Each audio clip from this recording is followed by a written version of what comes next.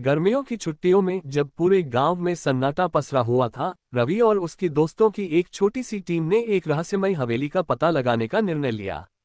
ये हवेली गांव के बाहरी इलाके में स्थित थी, जहां जाने से गांव वाले हमेशा कतराते थे।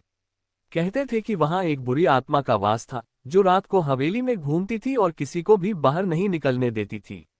रवि, जो एक साहसी और एडवेंचर पसंद लड़का था, हमेशा इस तरह की कहानियों को सिर्फ बचकानी अफवाहें मानता था। वह अपनी टीम के साथ गांव के पुराने लोगों से हवेली के बारे में पूछताछ करता रहा। क्या तुम लोग डरते हो?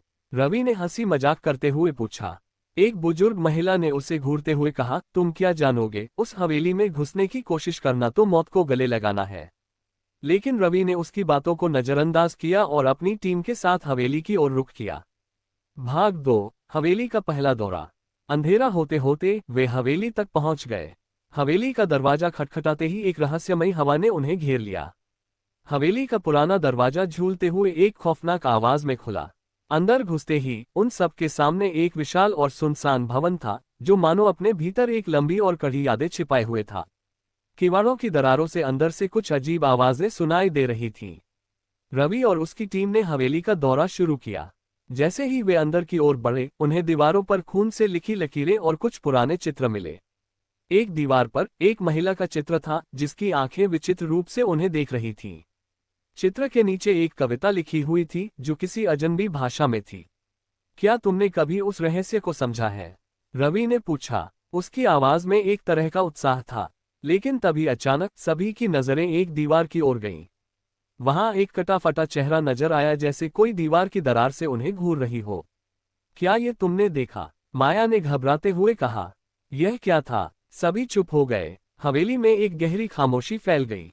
हवा की हल्की सरसराहट के अलावा और कोई आवाज नहीं आ रही थी। रवि ने डरते हुए पूछा, क्या हमें यहां से वापस चलना चाहिए? लेकिन कोई जवाब नहीं आया।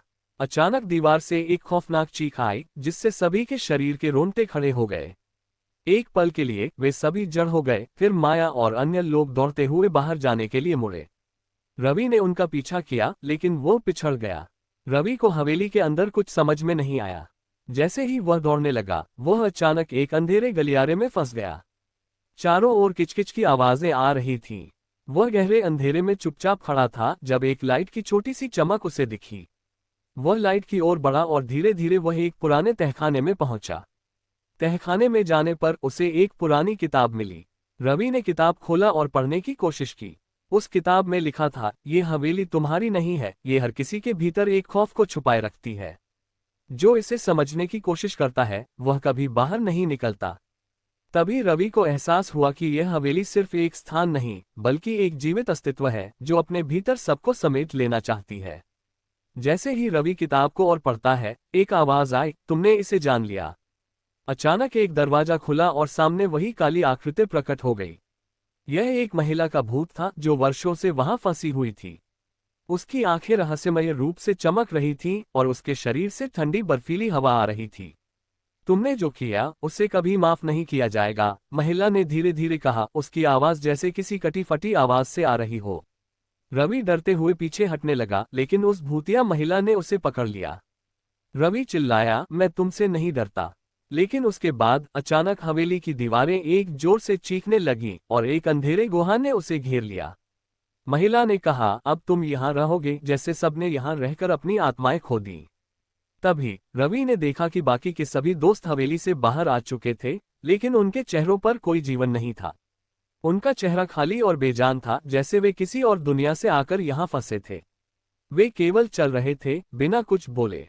रवि ने गहरी सांस ली और महसूस किया कि वह अब भी हवेली में फंसा हुआ है।